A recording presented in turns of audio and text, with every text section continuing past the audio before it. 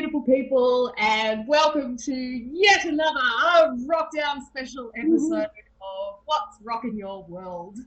Coming to you from Melbourne in our case, and going out to all of the beautiful people everywhere, whether you are locked down or rocking out. So, welcome to What's Rockin' Your World. This is where we have a little chat about the music and or pop culture that we've been consuming of late. Joining us today, as always, we have Daryl. It's the end of the world as we know it, Ronson. We have Peter, computer games, Lupelis. And I'm Jules. I dream of JobKeeper Sutherland. Okay, so it's time to see what's been rocking out, rock down. Daryl, what's been rocking your world? Well, I think it was you, Jules, that mentioned the Armchair Expert. I did. Oh my God, I've been listening to every one of those things. It was fantastic. And I listened to Quentin Tarantino. He was amazing to listen to. I tried to listen to what is her name? Oh, I've forgotten her name now. But anyway, it was some of them were a little bit hard to listen to when the woman who does the thing with him, his sidekick sort of thing, Monica. I don't find her interviewing that great, but yeah, it was a little bit tough listening to some of the ones that she does by herself, but he's really good, I think. Anyway, he interviewed just recently Daryl Hall, and that was really, really good. Now, I listened to that too. Yeah, right. Well, I have to say, I don't find Daryl Hall that interesting, but I do like his music, which is a bit, and I'm sure, Pete, you're going to absolutely cringe at that because he is... No, I'm a secret Daryl Hall fan. What? That is complete... On ABC the other day, on Thursday in the afternoons, with, what's her name, Jacinta Parsons, I think her name is, they had a Hall and Oates day, and... I am just completely blown away by that. You are an enigma, Peter. I don't know. Now, did you know, factoid, that the Ice House song "Electric Blue" was actually written by John Oates? Oh, really? Oh. And Ivor Davies. Daryl Hall didn't want the song, so it was given to Ice House because they. It does sound like Hall and Oates. It does too, and it's a great song. I love that one.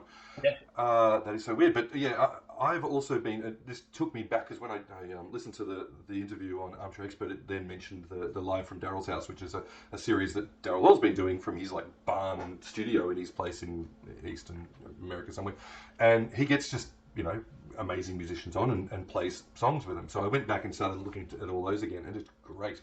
He plays some of their songs and some of his songs, and they do it together. They just basically have a jam, and it's like incredible jams.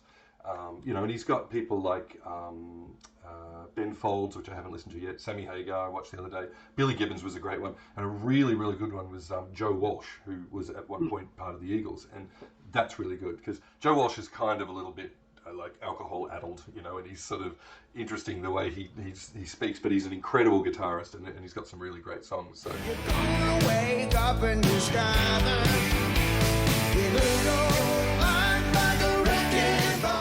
so that is a great series of there's probably, I don't know, it's about, it looks like there's about 70 episodes, but there only seems to be about 20 of them on the website.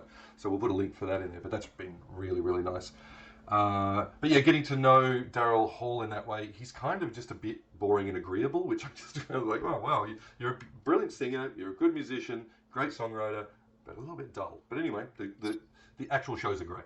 Well, he talked about that, didn't he? Because because Dax Shepard's the other end of the spectrum, and he's so charismatic and all of that. And he was saying basically Daryl Hall's like the anti-rockstar. Like he's actually sort of fairly reclusive, and he just he doesn't want the fame and the notoriety. He just wants to get on with playing music, which is that's true. He said he doesn't even get involved with anything publicity. Pretty much, he just doesn't do it. Yeah. So that led me to thinking, is that one of my favorite Daryl Hall albums, solo albums? I thought it hasn't been on Spotify, but I checked again yesterday. Yes, it's there. And so I was really excited. It's called Three Hearts in a Happy Ending Machine, which is, I thought it was more recent, but it was 86. And it's got every song on it is just banging, and very 80s, very lots and lots of synths and things like that, but really, really well written songs. And I'm so excited to hear the album again, because pretty much if it's not on Spotify, I don't listen to it these days, because that's just where I go to. And Three Hearts and a Happy Ending Machine is really, really awesome.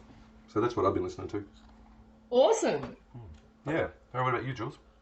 So I've also been on a little kind of podcast rabbit hole adventure, you know, where tangents lead you to other people, to all of that, kind of similarly to you. And in my case, it's brought me to two legends, veterans of the music industry, in that a big part of my last couple of weeks has been taken up with David Byrne and Colin Hay.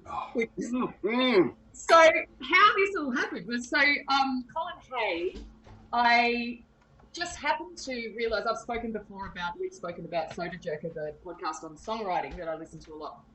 And there's an interview with Colin Hay that's there from a couple of years ago, and I hadn't noticed it before. And I just, like, a few weeks ago, I was like, I've listened to pretty much all of their episodes. You know, I wonder if there's something that I've missed or somebody that I'd like to listen to. I listened to this Colin Hay one and just completely fell in love with him. Like, he's just in a kind of almost like a daddy, like a paternal kind of way. He just such a beautiful soul, and very articulate and very humble. And he told this amazing story about how after Men at Work peaked, and then they disbanded, and then he started doing solo stuff, and basically coming out and ending up playing, these tiny little rooms for years, like 20 people, and then trying to, make some money by selling a CD at the end. And he would be the one who, like, people would write their name down, they wanted a CD, and then he'd go home and he'd wrap it up and he'd put it in a thing and he'd take it to the post office and he'd send them a CD. And it's just like this incredible juxtaposition of where he must have gone to from having been, the voice of one of the biggest songs in the world for quite a long time. And songwriter. He wasn't just a voice. Totally. No, he's an amazing songwriter, and that's why, it's beautiful listening to, getting an insight into his process on the Soda Jerker. And they were huge. I mean, the Men at Work were big in America. Like, they had two really big albums that people in America, when I was living there, just went, oh yeah, Men at Work, they were amazing. And he continues to be big in America, pretty much. Yeah, right. Well, he did that song, he did Overkill, acoustic version of Overkill on Scrubs. And it's gorgeous. Have you seen that? It's wonderful. And so that's the other thing, is that, like, I had this 2 weeks ago, I had this world of little synchronicities of Colin Hay. So I listened to the Soda Jerker interview one day, and then that night was when I was watching, and I spoke about this when we did our last Rock Down What's Rockin' episode a couple of weeks ago. That night I watched the festival's episode of the This Is Pop, which I spoke about during the time. And Colin Hay just turned up in this episode and gave that beautiful quote that I mentioned at the end about the way that energy moves at a festival and all that. It was just beautiful. And then the next day, I went to see the gorgeous local Lads of Tripod play, and they did a cover of Overkill, an acoustic cover of Overkill with Eddie Perfect. And Eddie Perfect joined them on the stage and did it. And I was just sitting there thinking, Colin Hay is just everywhere in my field at the moment, and I love it, and I don't want him to go. And so I've been listening to a lot of his solo stuff and just really enjoying the essence and energy of Colin Hay. And I think he's a bit of an unsung hero of the music scene. Totally. Day after day reappears. Night after night, my heartbeat shows the fear. And then, simultaneous, or just after my little Colin Hay episode went through, so then in the same way as, like, podcasts lead you to different people to, down off on tangents, I was listening to Armchair Expert, and they interviewed Mark Ronson, who is he's a music producer and has done amazing stuff, music producing, co-writer with Amy Winehouse, with Lady Gaga, with Adele, and just like, he's actually freaking huge. And he currently has two shows. He's got a podcast called The Fader Uncovered, and a TV show on Apple called Watch the Sound. And I've started listening to both of those. And the Fader Uncovered one is where he does a series of interviews with the people who have been on the cover of Fader magazine, which is kind of like their sort of thing is not about putting people on the cover who are already at the peak of their game. It's like being on the cover of Fader almost sort of launches people into their style and rising. And so, what is Fader? What's Fader magazine? Fader magazine, it's a music magazine. But yeah, I didn't know much about it either. But so anyway, the reason why he was interviewing David Byrne is that even though David Byrne's peak of fame was in the 80s mostly with Talking Heads, but then in around 2009, 10, 11, 12, when David Byrne was both releasing a book, which I've just started reading, that's called How Music Works, which is amazing, and he was also the American Utopia, which is the movie / Broadway production that he did using all his music in more of a theatrical context. And so I listened to this interview and I was just like, holy wowzers, I had no idea that David Byrne was such a Renaissance man. Like he is everything. Like he's into he's obviously incredibly prolific musically, but he's also into architecture and geometry and cycling and all of this stuff. And he's just such an interesting guy. And the first thing I did after I listened to this podcast was then go and buy his book which is called How Music Works. And it's freaking awesome. I'm only a chapter and a half into it so far, and it's just glorious. So yeah, so both of these gents, these elders of the music scene, to some extent, have been completely keeping me company during this, Rockdown 6, the extended remix, as we like to call it. Have you seen Sessions at West 54th Street? No. It was a series that came, I think it was in the 90s, and I stumbled across it when I was living in America, and it was, hosted by some random person I'd never heard of before, and they brought on all different bands, and they would pair up bands together and put these weird things, like he put Björk and Willie Nelson together at one point and to just do something, and it was just amazing. Yeah. And they had Jackson Brown or Joe Jackson? Joe Jackson came on at one point and he wrote music just for this show. And then it turned into an album, I think. And then David Byrne eventually became he came on. David Byrne, they paired him up with someone, I can't remember what it was, and did this amazing bit of music. And then he became the host of it, and it was brilliant because David Byrne is, just encyclopedic knowledge of music. He's just incredible. And so his interview, because they do some music, then they'd interview the people and just chat with them, and then they do some music and then they have a little chat with these people. And the chats were just like so informative because David was asking them questions that no one could even think of asking that he knew, and getting amazing things out of it. He's very dry and very quiet and not very charismatic in some ways, but so knowledgeable. So yeah, Sessions at West 54th was amazing. It's not grounded anymore, but it was great. Yeah, listening to him, I was kind of like, it was almost like having a crush on a uni professor because he's just so intelligent, like it's like, oh my god, more of your mind. I bought the book. But then also, interestingly enough, he also told a little story about him playing tiny little venues and, after his star had faded, and basically needing to kind of not reinvent himself, but rediscover his audience, maybe. And as a musician without Talking Heads. And really, really interesting stuff. Yeah. So, yeah. We can all bow down to the shrine of Talking Heads. There's just no doubt about that. Well, I was sort of not that. I think their peak was sort of just before I started like really appreciating music, and also I was very young and, as you know, not very cool. So Talking Heads were a bit too cool for me in their day, and I've only sort of come to appreciate them as an adult, really. I think that's true for me too. Right. The True Stories is very much a film that he made there was the album True Stories, which is where Radiohead get their name from, because there's a track on that album called Radiohead. Right. But that True Stories is very much like a very embryonic version of American Utopia. You could argue that anyway. Right. Because it's definitely an arty movie, and it's just obviously full of really cool Radiohead songs. Talking Head songs. Yeah, I'd love to see American Utopia. I really want to.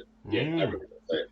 Yes, I did a bit of Googling, and I think it's on Netflix. Maybe it's on one of the streaming services. So maybe once we get out of Rockdown, maybe we can have a watch party. Yeah, that'd be awesome. I love David Byrne. Yeah. And I mean, Stop Making Sense. Like the actual film of brilliant. And which was my introduction, really. Me too. Talking Heads and Stop Making Sense, which is amazing. Amazing. Yeah. It's absolutely groundbreaking. Yeah. For a concert film. It sort of just changed everything. It was amazing. I just think as a 16-year-old, it was kind of like, what is this? This is great. You walk out with a ghetto blaster, and it goes like, that's awesome. Oh, yeah. And then there was, do you remember the Late Show? Oh yeah, when he did David Byrne. David Byrne doing. Oh really? As the days go by, let the world. Yeah. The cricketer. Yeah. Oh really? Yeah. Because that was sad. They go, oh, I've heard you've got David Byrne, and Mick Malloy would go, oh, David Byrne? No, I've got David Boone. And they did it every week with a different artist, and like Gabriel Gatte instead of Frente. And that's the gag. Mick Malloy fucked it up again. Oh, that's brilliant. It was great. That was a wonderful series. I don't remember. Awesome. So yeah, that's me. What's rocking your world, Pete? Well, what's rocking my lockdown? So there's some new music that's I've been really getting into. Firstly, because the Metallica Black Album is like 30 years old, like yesterday. Or Okay, something. Of Right. course, it's 91. Yeah.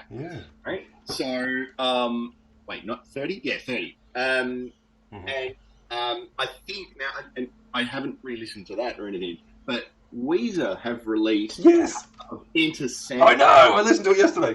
Which I think is better. But then I'm a Weezer fan. I love what they do. Like, I just totally love the way they beautifully pay homage to anything and everything. And I think in a lot of ways, Rivers Cuomo is probably my spirit animal, musically speaking.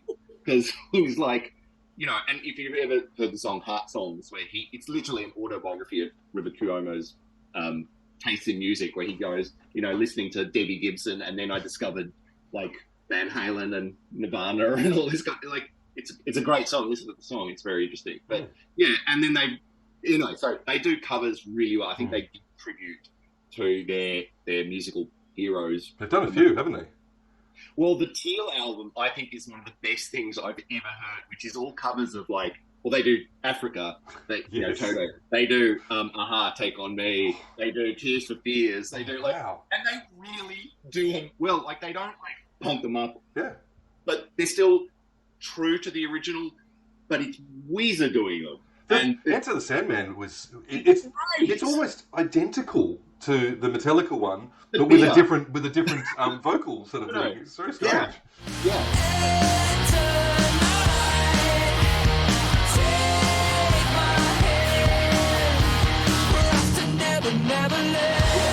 But it still sounds like Weezer. Yeah.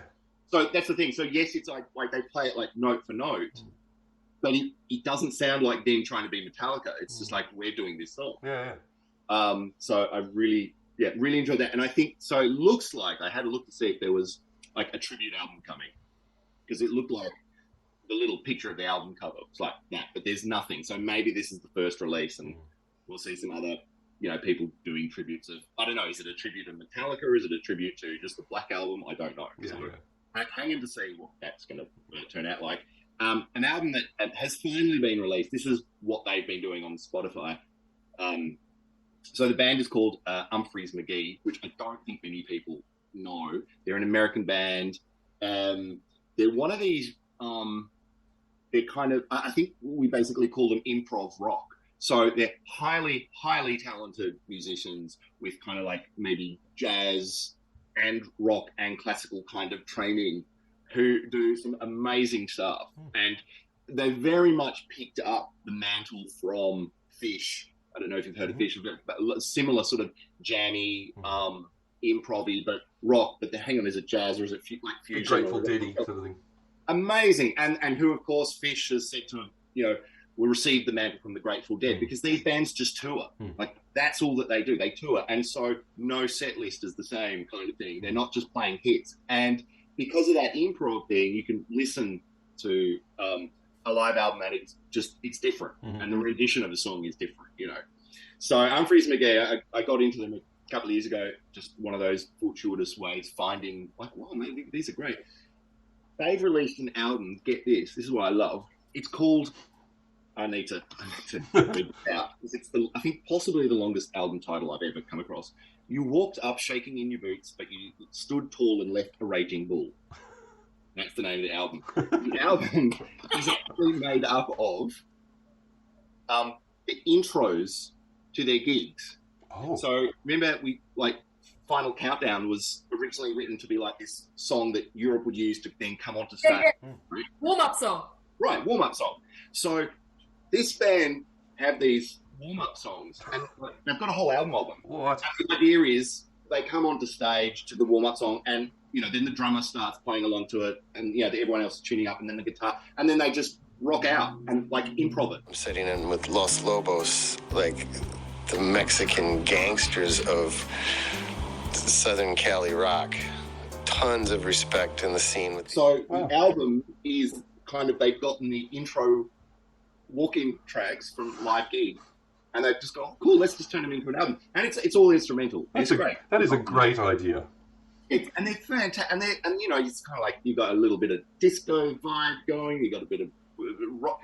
It's just, I love bands who are like that, and I think that's the thing around progressive music, progressive rock that I love, is that they defy genre. Yeah. Like Ozric Tentacles or Fish or whatever. So incredible band, and this is a band that also do live mashups. Oh. And they have also released an album. They went because it kind of just something that started happening in rehearsals, and then they brought them into the live sets. And so now they've just gone, cool, we'll do an album of them. And I think they actually recorded them live, not live in concert, but just in the studio, just bang. That's the kind of, which is great, where they've mashed up Michael Jackson and Fleetwood Mac. Oh man, you have to give us the link of that. Let's that album's called Zonkey, and there's some and Nirvana and I can't remember. It's crazy. Their music's beautiful. I love it. I'm a loser, baby, so why don't you kill me? And they do, because they just tour a lot on certain streaming platforms. They do. They release whole live concerts. Wow. So they've got recorded studio albums, but mostly live concerts, and that's what Fish do, for example. And there's a whole scene in the States of that kind of thing, which they probably will never come to Australia, but hopefully, I'd totally love to see Umphrey's McGee, Big Something, Mo.